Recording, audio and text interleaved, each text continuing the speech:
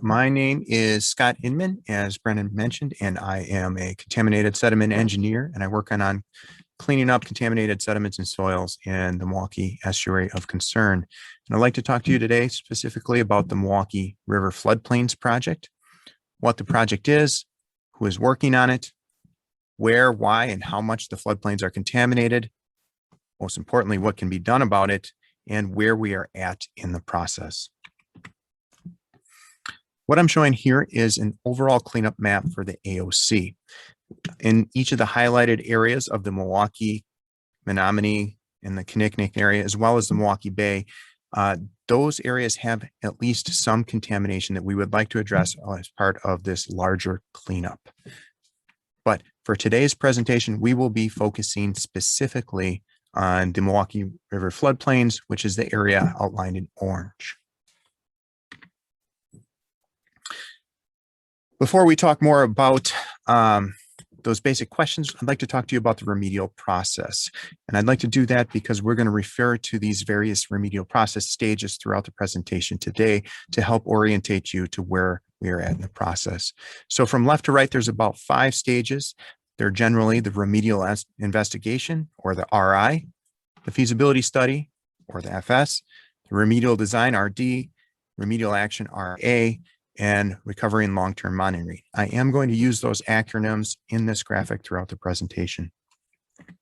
But specific to the Milwaukee River floodplains, remedial investigation was conducted in 2016 to 2020, and we are currently in the feasibility study stage.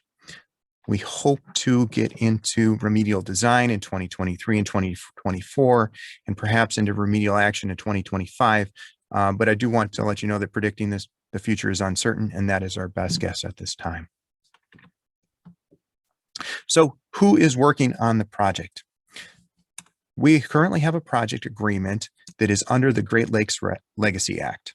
It is a cost-sharing program that allows for a 65% federal and 35% non-federal split, and it is an AOC-wide approach, like I showed on the previous map.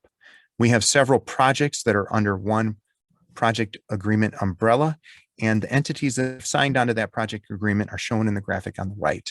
So that includes the Department of Natural Resources, the City of Milwaukee, Port Milwaukee, which is part of the city, Milwaukee County, We Energies, and Milwaukee Metropolitan Sewerage District. In the center of that graphic, you can see the Environmental Protection Agency, which will be leading a good portion of the work that will be conducted, including this in the Milwaukee River floodplains.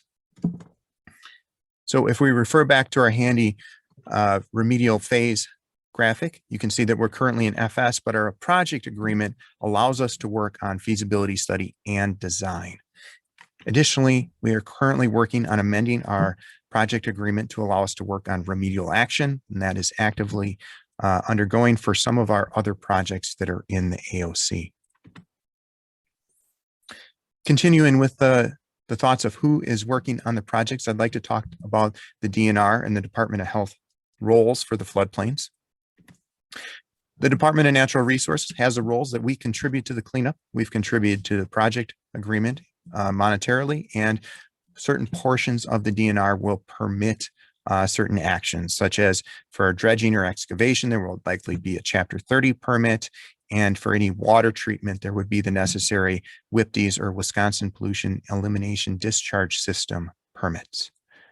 The Department of Natural Resources' goal is to protect the environment and address beneficial use impairments, such as restrictions on dredging and degradation of fish and wildlife populations. The Department of Health, which we are coordinating on for the floodplains, researches human use of an area, and they incorporate that, such as the exposure and frequency, into a human health risk assessment. And then they communicate those public health risks to the public, which is part of what we are doing here tonight. And between the two of us, we both have the roles of protecting human health and communicating with our stakeholders and partners.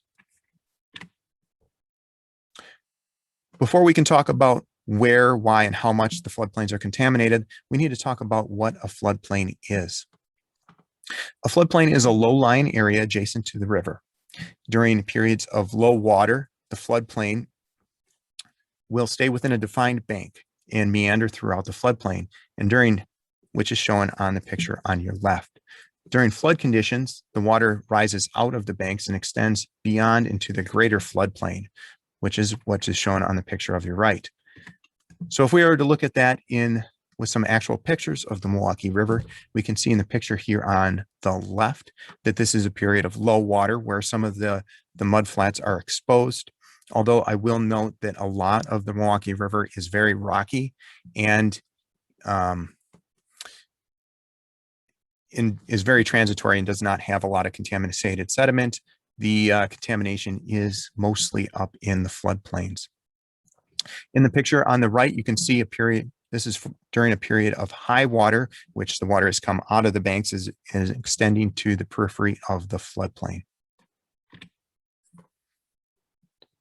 So let's talk about where, with what, and how much contamination there is in the Milwaukee River floodplains. We have identified 11 discrete floodplain deposits, starting from the former Esterbrook Dam and working your way down to the former North Avenue Dam. Those floodplain deposits are shown in green. So that is the green hatch that is shown here.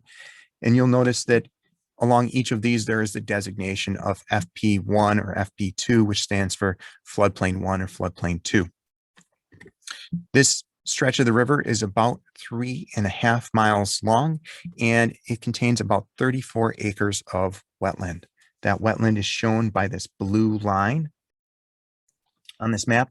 And you'll also notice that a lot of the floodplain deposits get a little bit larger as you move downstream. In total, those 11 floodplain deposits have about 46 acres of surface area that's contaminated, and that, in terms of volume, is about 130,000 cubic yards. The contamination in the floodplain comprises of polychlorinated biphenyls, which is more commonly known as PCBs, polycyclic aromatic hydrocarbons, more commonly known as PAHs, and lead and arsenic. Of those contaminants of concern, it is PCBs that we are mostly focused on because the PCBs are more widespread, they bioaccumulate, and they are higher relative to their screening values than the other contaminants of concern. So what are PCBs? Polychlorinated biphenyls are a man-made group of chemicals that are very stable and resistant to changes in temperature and pressure. They are a persistent, meaning that they do not degrade in the environment, bioaccumulative toxin, which is shown in the graphic here on the right, where the bottom of the food chain, consisting of plankton or macroinvertebrates, are fed on by larger creatures, which climbs the trophic levels in the food chain until fish-eating mammals and birds and humans are at the top of that food chain. PCBs were manufactured in 1929 and banned in 1979 and were used in a wide variety of industrial and other applications. I'm showing some graphics here on the slide of some of those uses of PCBs. I don't intend to read them all, but it's more showing for reference as to where PCBs came from. This continues on the next slide with additional uses of PCBs. And although the PCBs were very good at their intended purpose, they had the unintended consequence that they are probable human carcinogens, and high levels of exposure can lead to low birth weights and developmental delays in young children. Amanda will speak more to this in her portion of the public health discussion later today. So how do we know that the floodplains are contaminated? We know this because of the sampling, which there is a picture in the right by Jacobs, who is EPA's contractor that performed the sampling. And you can also see in the top right of the screen, there's a graphic showing where we're at in the remedial process with the arrow pointing between the RI and FS because we collected samples in both of those project stages. In 2016 to 2020, there were 69 locations that were sampled. And then this year in 2021, we focused on children's play areas with another 48 locations. We determined those children's play areas through meetings with EPA, Jacobs, our partners such as Milwaukee County Parks, Urban Ecology Center, and River Revitalization Foundation, as well as local health departments. Now, that is not to say that we didn't sample other areas, because we also sampled 10 of the 11 deposits. The only one that was not sampled was floodplain 4, which has lower concentrations relative to the other floodplains. In summary, the maximum concentration was 41 parts per million, which is in floodplain 8, and the concentrations vary throughout the floodplain deposits, and they generally increase as you move closer to the former North Avenue Dam, and they generally decrease as you rise in elevation out of the floodplains. Now, why does it increase in proximity to the former North Avenue Dam? The reason for that, and you can see a historic picture here on the right, is that the dam operated from 1843 to 1990, so right during that period when PCBs were being used. And the pool length of that former pool extended 2.3 miles up the Milwaukee River and impounded about 81 acres. So that pool elevation is important for us to know that it extended to elevation 595, because if you imagine during the heavy use of PCBs, say in the 50s, 60s, or 70s, that PCBs were coming down the Milwaukee River and attached to sediment particles. They would hit the former pool, and that change in energy would allow the particles to settle out. And then when the dam was partially removed in 1997, those deposits remained on either side of the river. So this is really part of our conceptual site model. So what is this technical site model? A conceptual site model. Technically, it is a representation of the physical, chemical, and biological processes that control the transport, migration, and potential impacts of contamination to receptors. Or stated more simply, it's a graphic or narrative of the reasons for why the contamination is where it is and who could be affected, or what could be affected. So I think it's easy is to look at this with an example. And what we're showing here is a graphic of the conceptual site model for the Milwaukee River floodplains. You can see that there's a map of the floodplains of the 11 deposits from 1 to 11, and you can see where they are and some different characteristics along the way. For now, let's focus in on the graphic that shows the potential receptors and completed pathways. So we've already talked about how there are PCBs in the floodplain, and they came down the river from various industrial sources, sewer outfalls, and surface water runoff. And the receptors are fish, benthic and aquatic invertebrates, fish-eating birds and mammals, as well as humans. And a completed exposure pathway is represented by these dashed lines in black. So the PCBs are in the sediments as well as in these exposed mud flats. And the contamination extends to what would be the dashed blue line here, which is really where the floodplains flood every year and where the former North Avenue Dam impounded extended to. Now, you can also see that contamination does not extend up and beyond the bluffs because there's a big vertical drop from the surrounding area from the Milwaukee River.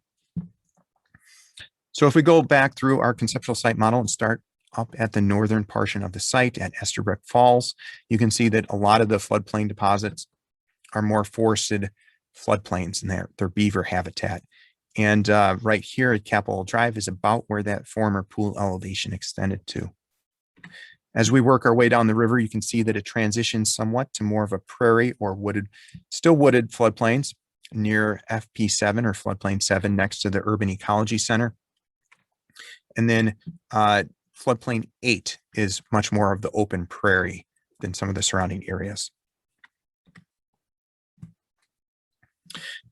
So we just talked about the conceptual site model, and we're still talking about a feasibility study. What are some of the other components of the feasibility study that we're working on right now? One of those is the risk assessment, which we are working with the Department of Health on. The other is determining remedial action objectives, identifying and screening technologies such as dredging and capping, assembling and developing remedial alternatives that can assess the problem, evaluating those alternatives versus evaluation criteria, and finally selecting an alternative. So if we translate that into less technical jargon, The feasibility study, it evaluates a way to address a problem, which is the contamination. It considers everything that's relevant to the project, such as the costs, the legal framework, and the technical challenges, and also evaluates the effectiveness or expected effectiveness of the remedy. The feasibility study considers state and community acceptance, and ultimately it proposes a solution to the problem. So what are some of the things that can be done about the contamination in the floodplains? And I'm talking now about the remedial action portion of the project stage. Two of the most commonly selected remedial actions are dredging or capping, which is the dredging is shown in the picture here on the left of a mechanical dredge working in a shallow waterway. The difference that would be for the floodplains would be that a lot of the contamination is not inundated. So it would be more of a traditional soil excavation. The photo on the right is that of a sediment cap, which you can see in the black sediment on the bottom with layers of sand and aggregate on top of that. Again, this is just an example of a cap. This type of cap probably would not be implemented in the Milwaukee River floodplains because we are also trying to incorporate habitat and native plantings in any affected remedial areas. While we're doing our work, there are protected species in the floodplains that we need to take into consideration. One of those is the Butler's garter snake. This species was removed from the endangered and threatened species list in 2014, but it remains a special concern.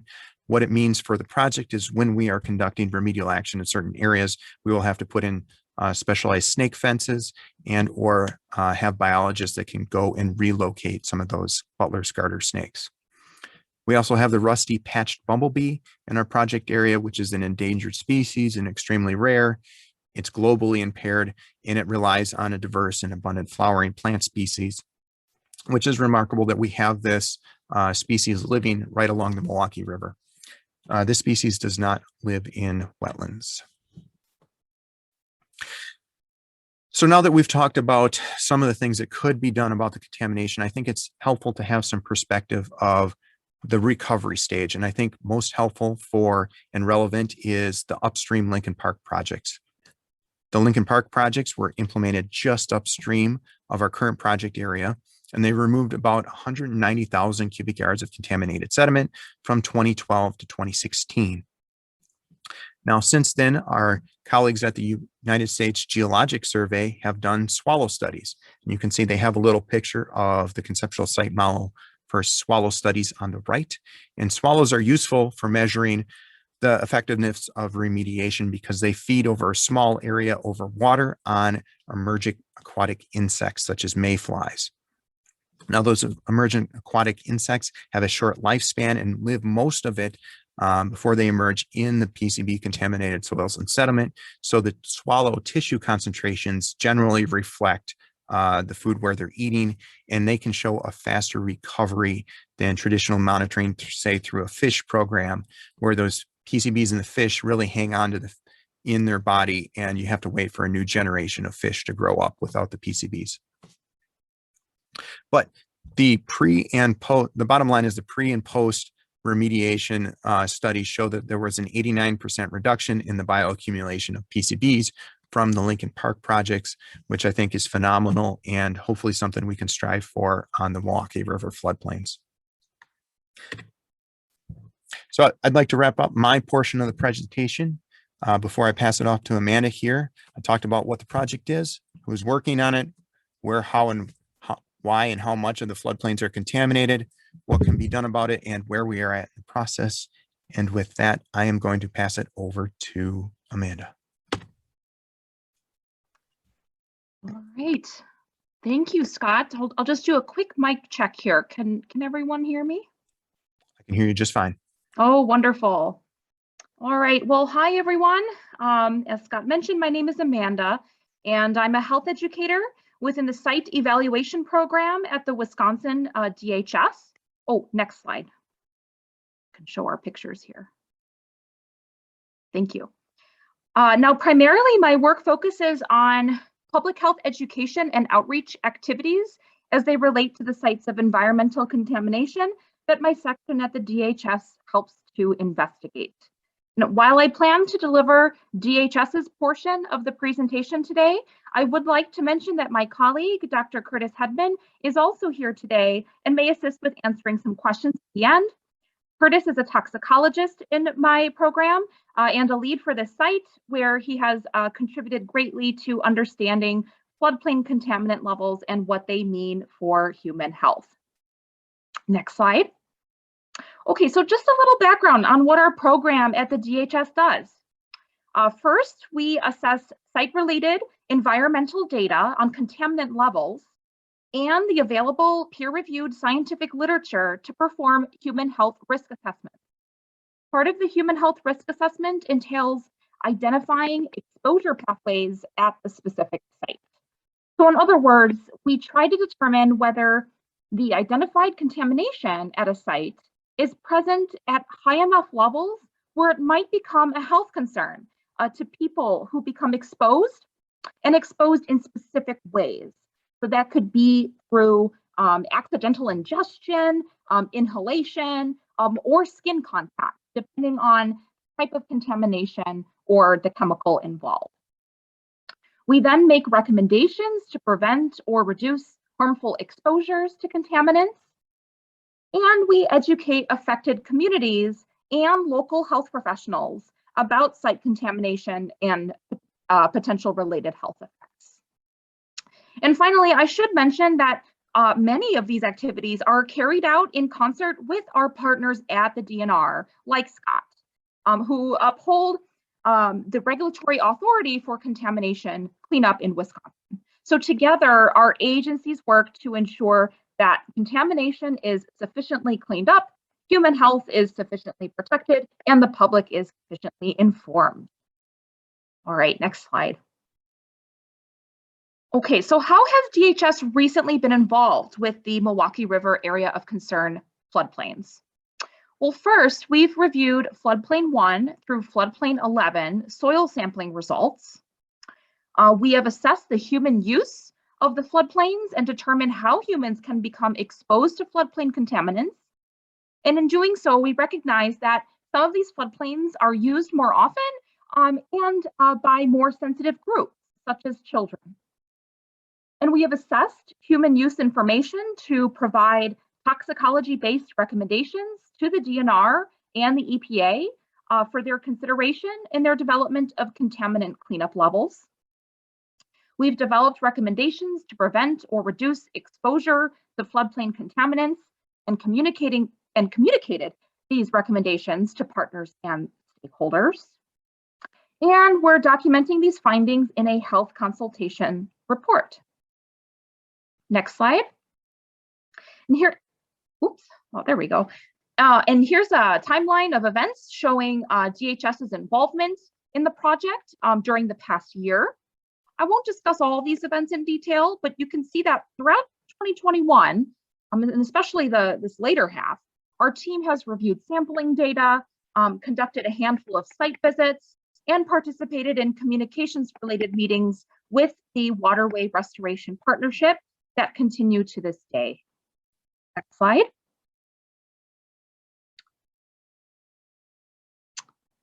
Oh, shoot, and I'm not seeing that map, the map of the floodplain come up on this slide.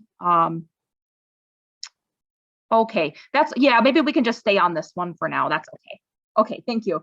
All right, so one of the areas that I really wanted to focus on today that I think really shows where DHS's work is so vital is our assessment of human use of the floodplains. So it's really important that any cleanup levels proposed by our regulatory cleanup agencies are protective of human health.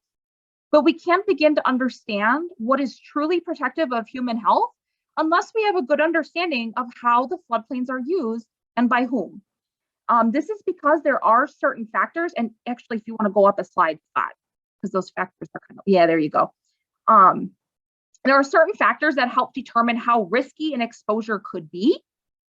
These include a person's age and weight, the nature of the exposure, or how people are using the floodplain. Are they digging in the soil, playing in the soil, or simply walking along the trails? And frequency and duration of the exposure. or how often and for how long people are directly exposed to floodplain soil. In conducting the site visits and gathering data on the human use of the floodplains, we've recognized that there are areas that sparked our interest and concern based on these factors. Okay, next slide. Yeah, this, you could stop right there. Perfect, thank you.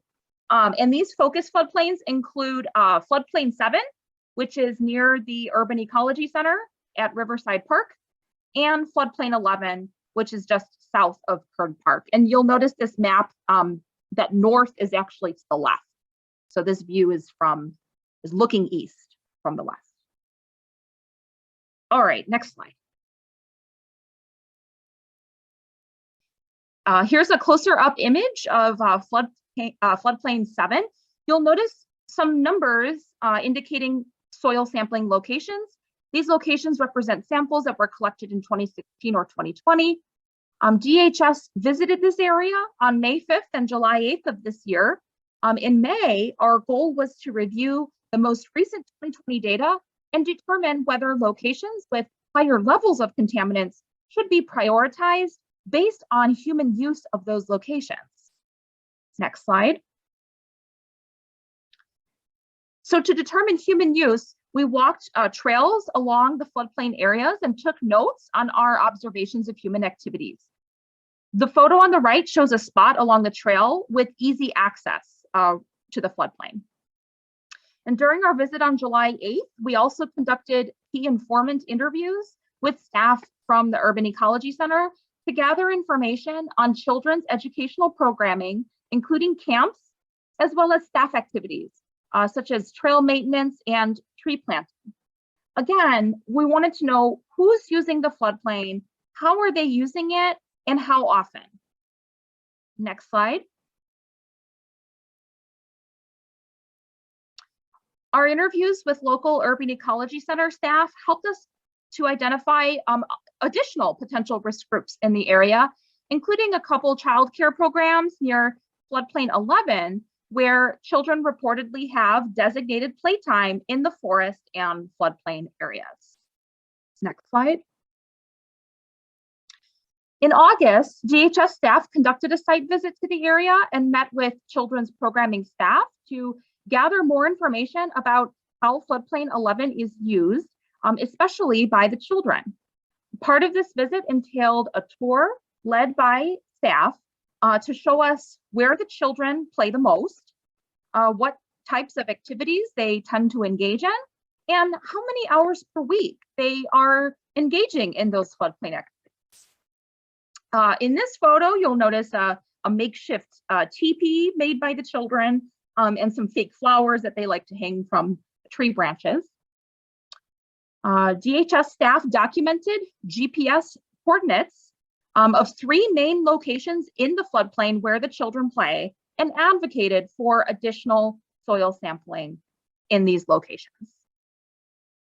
Next slide.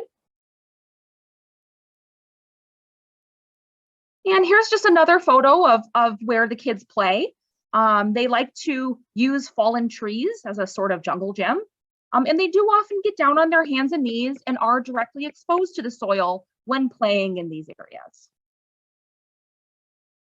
Next slide. So we took the information that we gathered from our key informant interviews with Urban Ecology Center and children's programming staff, as well as the recent soil sampling results and available toxicological information. And we plunked all those data into toxicological equations to determine the level of health risk present for floodplain users. And this is, in other words, the human health risk assessment process. Next slide. And what we determined is that no illness among floodplain users is expected from typical short-term exposures to the current soil contaminant levels identified in the sampled floodplain areas. So in other words, while contamination of PCBs, metals, and other pollutants is present in the area and at levels higher than we'd like to see, it is not present at levels of acute human health concern, even for the sensitive population surveyed, including children. Next slide. Now, that being said, because contaminants such as PCBs and lead can slowly accumulate in our bodies over time with repeated exposures, it's still a good idea to follow simple precautionary measures to reduce exposure to these contaminants when possible. Generally speaking, these are all healthy behaviors that won't just protect you from pollutants, but also from other things that can cause or contribute to human disease, including infectious diseases from organisms found in soil or water. So we recommend that everyone wash their hands after recreating or working in the area, and to wear gloves when working directly with soil, such as while planting. We encourage landowners and maintenance workers to help create barriers to soil, especially in locations where elevated contaminant levels have been identified. An example of this is shown to the right, where straw provides a barrier to soil in Floodplain 7. And other types of cover to consider include wood chips and vegetation. We recommend that floodplain users clean soil from their shoes, clothes, pets' paws, bikes, kayaks, and other transporters. Basically, we want to avoid bringing contaminated soil home with us. At this time, we do not have sufficient scientific information on plant uptake of floodplain soil contaminants. So therefore, to err on the side of safety, we advise those who forage to avoid harvesting and consuming mushrooms and other edible plants from floodplain areas where this activity is typically allowed. As a reminder, foraging is not allowed in Milwaukee County parks. And then finally, those who fish for subsistence should follow fish consumption advice for the area. Next slide. And one important point to note is that the amount of contaminants that a person might swallow from eating with contaminated soil on their hands is actually small compared to eating contaminated fish caught from the Milwaukee River.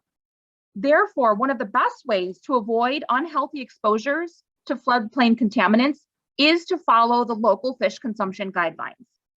These can be found by visiting the DNR's fish consumption website and viewing their Choose Wisely guide. You can also use their online query to locate the advisories for your area. Advisories for this area are found under the query for Milwaukee County and the Milwaukee River estuary from Estabrook Falls to Harbor Mouth. You'll notice that a local guideline exists for avoiding carp altogether. This is because carp caught from this area do contain high levels of PCBs, which are unhealthy for everyone, and especially for pregnant women and children. Next slide. Okay, so where are we headed? DHS will continue to remain involved with this site and available for partners and stakeholders as a source of health-related knowledge and consultation. We continue to work with the Waterway Restoration Partnership on developing informational materials for the public, including a fact sheet on contaminant health concerns and public health prevention measures, which should be available soon on the WRP website.